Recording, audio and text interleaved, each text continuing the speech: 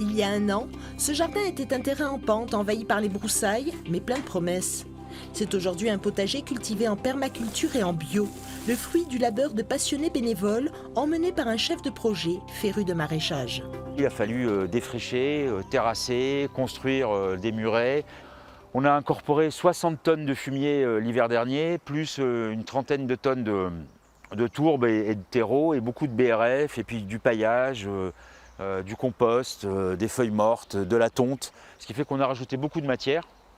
Et aujourd'hui, on s'aperçoit que ça fonctionne. L'utilisation de chaque mètre carré du terrain a été réfléchie pour optimiser la terre sans l'épuiser, pour la rendre auto-fertile, pour faire aussi cohabiter et s'entraider les quelques dizaines de variétés qui y poussent. En termes de rotation des cultures, on essaye de faire les choses cohérentes et puis d'association de plantes aussi, bien sûr. On plante de l'ail au milieu des fraisiers et de l'ail au pied des rosiers parce que l'ail, ça exhale une odeur forte et du coup les plantes, elles luttent et elles luttent contre le parfum de l'ail et donc les roses sentent meilleures et les fraises sont plus parfumées.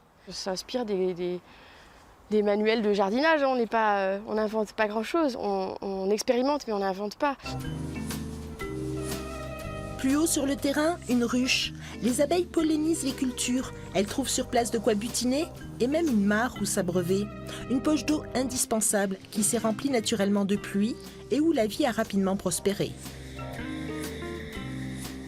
Le fait d'avoir une petite mare, ça crée une évaporation constante qui va réguler le taux d'hygrométrie sur une partie du mandala, même si c'est vraiment des mini-microclimats. Donc avec la réverbération du mur, ça garde la chaleur et ça crée une évaporation qui va un peu brumiser le jardin. Pour qu'existe cette ferme urbaine, l'agglomération clermontoise a mis à disposition la parcelle et octroyé une importante subvention. Les scolaires y viennent en visite ainsi que les jardiniers amateurs en quête de conseils, après un orage par exemple. La prêle, ça apporte de la silice aux plantes et tous les plants de tomates qui ont été dévastés là, on espère qu'on va en sauver un peu en les pulvérisant avec de la décoction de prêle.